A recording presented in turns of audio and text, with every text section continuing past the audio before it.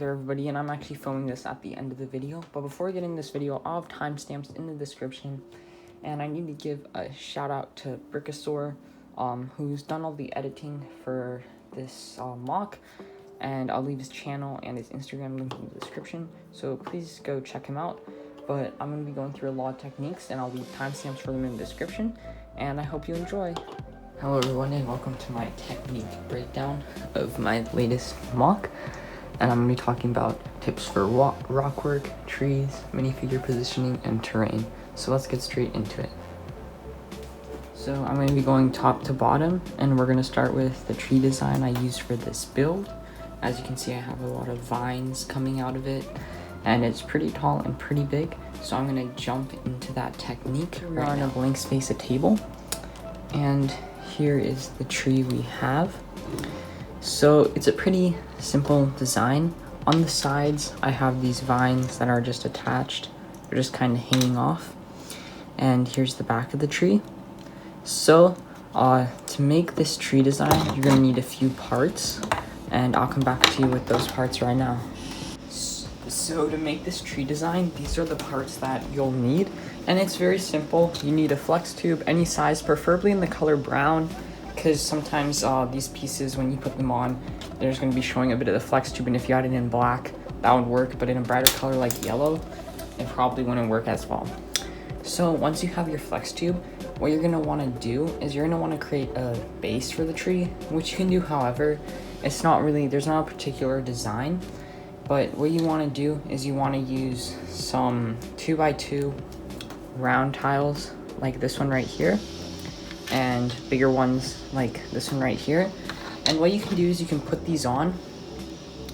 You can just slide them down the flex tube, and then you want to use some cheese slopes, preferably in brown, of course, and you're going to put those on. And then you're going to want to build this small contraption that I have here. It's a black stud, 1x1 modified stud. And what you're going to want to do is you're going to want to attach the brown 1x2 plates on, like this.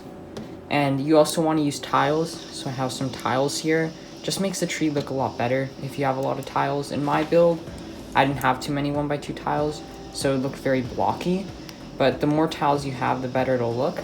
And you're going to slide that on down like this. See? And pretty much what's going to happen is when it touches the cheese slope, it's going to bend a bit, if you guys can see that bend. And then it creates some more like tree look. And then you can put on another stud like that. And yep, that's pretty much how it works. And you also want to use some of these whip pieces. And what you can do is you can insert these throughout the build, and you can wrap them around the trunk to get a nicer, more realistic like vine style look. And then you can also use these brown vine pieces, and you can like stick them in like that. That works as well. Now if you're creating branches, you'll need a few different parts, but you want to use these clip pieces. You can put the clips on the tree like this, and then you can use a 1x2, and you can insert it like that. And then on this area here, you can have your leaf. So that's pretty much the tree design. It's very simple, and yeah, there's nothing too complicated about that. So credit for the tree design goes to Ranga Hall. I'll leave his Instagram linked in the description if you want to check him out. But let's move on into the next part of the build. Next up, I'm going to get into some of the plant design I used. So for this, we can go up here to the top of this hill. So all my plants, I have some dark green vines sticking out of them. It just gives it a nice bit of different color. And then if you can see, I also have these vine pieces. So these are super useful. They're whips, and I like inserting them through the leaves. So it kind of gives like there's a vine there, and that's how the leaves are there. Another interesting technique I really like to use, the credit for this goes to Malin Garrick. I'll leave his link down below to his Instagram, and also Aggressively Canadian. They both use this technique a lot. You can use this grass piece, and you can put these leaves on it, and it just gives a more realistic flow. And then you can put flower plants on top of it to show the growth. That's probably one of my favorite techniques. So Yep, and then at the bottom is just stacked green leaves. These you can find at any PAB wall. I ordered mine online because of COVID, but they're pretty easy to find at any PAB wall. And then the quick thing I want to talk about is connecting stuff to vines. So as you can see here, I connected a hand piece, and this was used in my tree to kind of create a nicer, more realistic look. You can also just connect the hand like that. It shows like growth, and I really like it. It's a fun technique. So now let's move on to terrain. So I used a lot of wedge pieces in my terrain because it kind of makes it look more realistic. And then I tried to blend them in with slopes and such and tiles to give it a more like flat type of look. And then up top here with the hill, I could have done a better job blending it. I didn't really have the time, but I used wedge pieces and tiles, and it kind of looks nice. Also, what you can do, what I really like, is if I flip this build around, you can see I use some of these slope pieces with the wedges, and that just comes out really nice. So now it's time for probably why most people clicked on this video, the rockwork section. So rockwork isn't that complicated. A lot of stuff that people don't know is that you don't need to have it connected for it to look good. Excuse the background noises, but these parts here aren't even connected, and I just put them in. All these parts right here, all going down the side. None of these are connected. This quarter round tile isn't connected either. And what helps a lot with rockwork is to make it modular. So if I spin the build around a bit, we come to this section. And like with most of my rockwork, this section is completely modular. As you can see, it just completely comes out. And I'm gonna get in how to build these modular sections and what you should keep in mind. So building modular rockwork sections is pretty easy and very simple. As you can see, I kind of kept a rectangular design on this piece, flat at the bottom, flat at the top, a bit of difference on the sides here, but that's so that it can fit in with the rest of the build.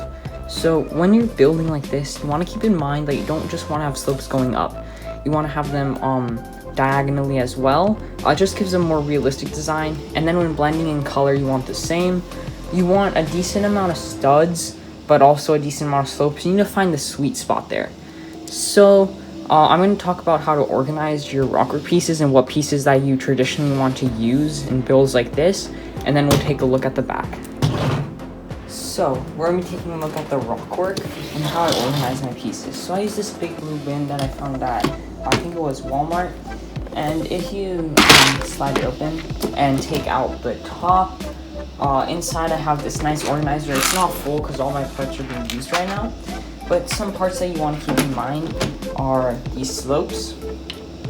And then what you want to use are a lot of 1x3 and 1x2 bricks. These really help out a lot. You also want to use a lot of G slopes and then tinier slopes. So we're going to take a look at the back of this one section that I built right here. So it's a very simple build. There's not too much to it. Pretty much what it is you want to start taking your pieces and putting them on a plate on the back. As you can see, I used this dark gray color, and you want to stack them up any order you want, and then you kind of just fill in the back. And then when you complete a certain section of your rockwork, what you want to do is you want to go over to your build, and then you can just insert it into your build like that. It's a bit finicky sometimes, but it should go in. That's how I do it, and that's how I recommend you do your rockwork as well. And for the top, I have it hanging down on a ledge so that it's sitting in. Here's another modular section. This one is a lot smaller, but it just slides in here at the top. No connections needed, and it has a nice snug fit like that. So yep, that's how I do it, and I just use standard filler. There's nothing special. Thank you guys for watching this video. I'll have timestamps in the description, and yep.